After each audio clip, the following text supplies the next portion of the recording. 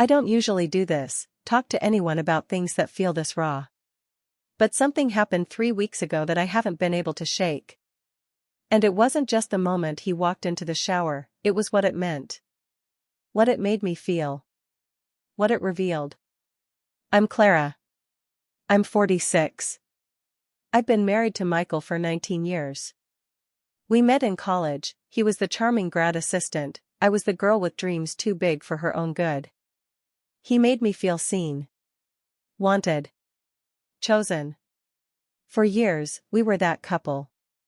The ones who still touched under the table at dinner, who left little notes on the mirror. Sex wasn't just sex, it was laughter, comfort, adventure. But something shifted. Or maybe it's me who shifted. Lately, every kiss feels slightly off. His lips press against mine and I smile, but it's tight. He pulls me into a hug when he walks in from work, arms strong and warm, but I stiffen, just slightly, before melting in. He doesn't notice. Or maybe he pretends not to.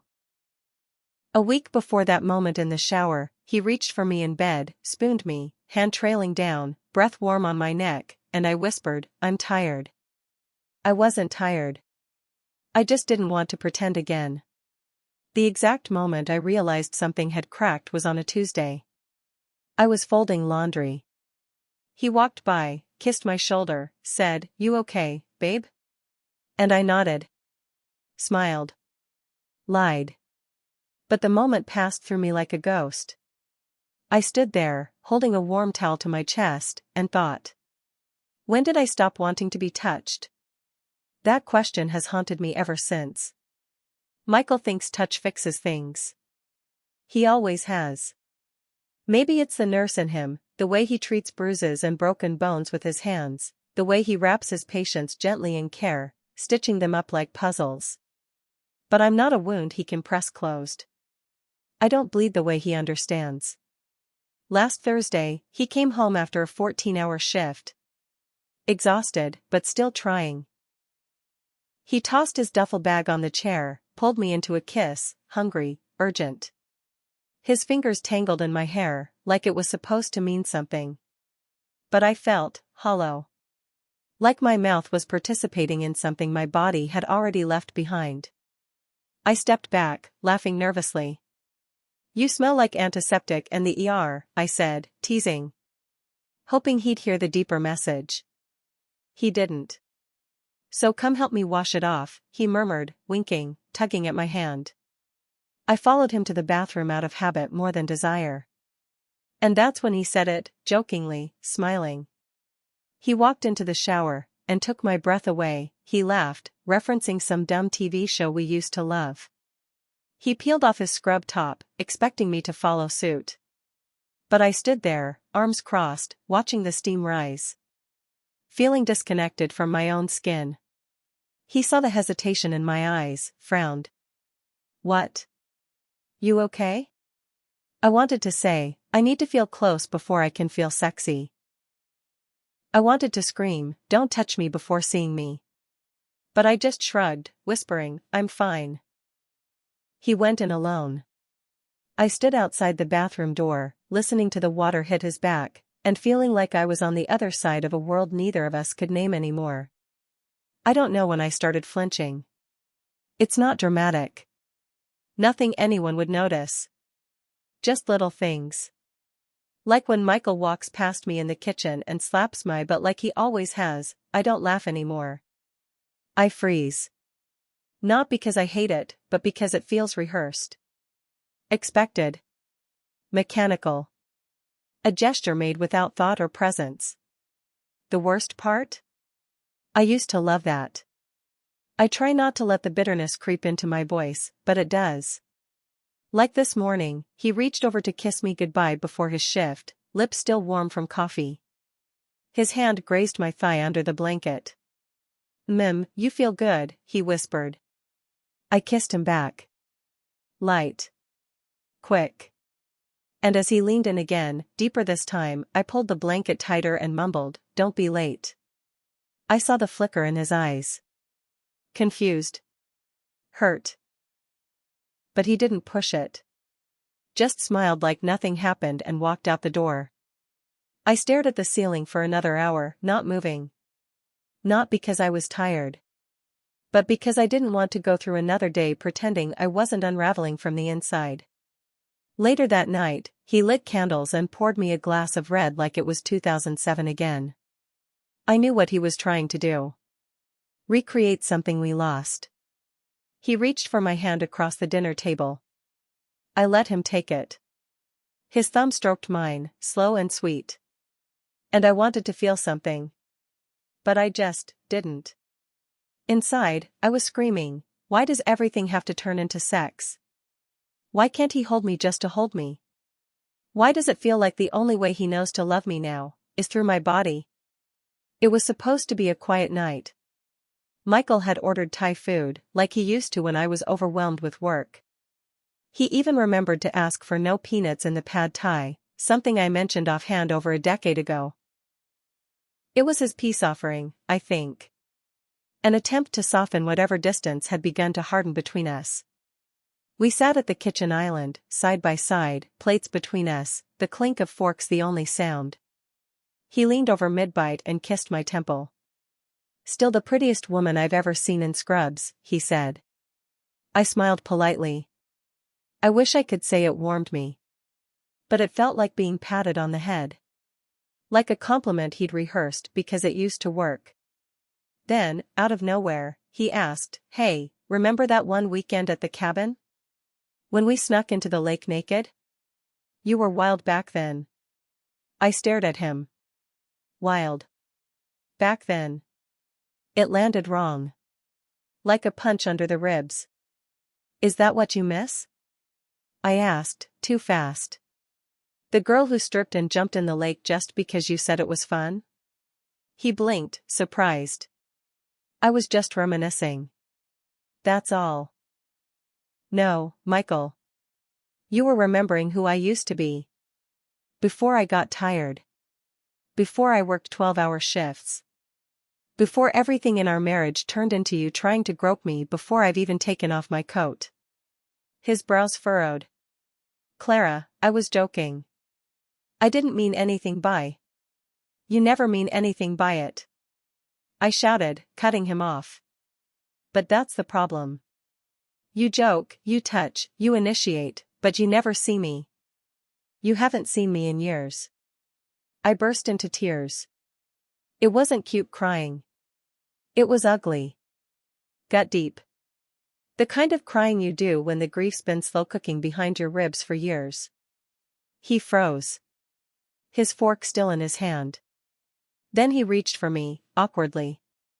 Clara, I didn't know you felt this way. I didn't either, I whispered. But I did. I just buried it deep. Later, I sat alone in the bathroom, staring at my reflection. Face blotchy. Eyes swollen. And I thought again about that moment in the hallway, the day he walked into the shower, waiting for me. And how I'd turned away. Because the truth was, he didn't take my breath away. He hadn't in years. The house has been quiet ever since. Not angry quiet. Not storm brewing quiet. Just thin air. Like something important had been removed, and neither of us wanted to admit it. Michael didn't bring up that night again.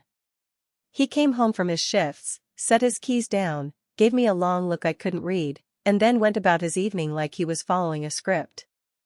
I did the same. We moved around each other like dancers who forgot the routine. In the mornings, we'd nod at each other over coffee. In the evenings, we'd sit on opposite ends of the couch, the space between us wider than the distance itself. One night, I found him asleep there, curled under an old quilt, TV still on. I stood over him, unsure whether to wake him, or let him drift away, like everything else between us had. I kept watching him from the doorway. The way his brow furrowed even in sleep. The way his chest rose and fell, slower now. Tired. Maybe from work. Maybe from me. I missed him. That's the part that hurts most. Even in the silence, I missed the weight of his arm across my waist. The smell of his skin after a shower. The dumb jokes he used to whisper into my neck to make me laugh when I was cranky. But I didn't know how to reach for him without betraying myself.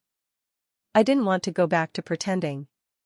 I wanted more, and I wasn't even sure if he had more to give. One afternoon, I watched him fold laundry, my sweaters, carefully, as if they were fragile. That small, quiet kindness hit harder than anything else.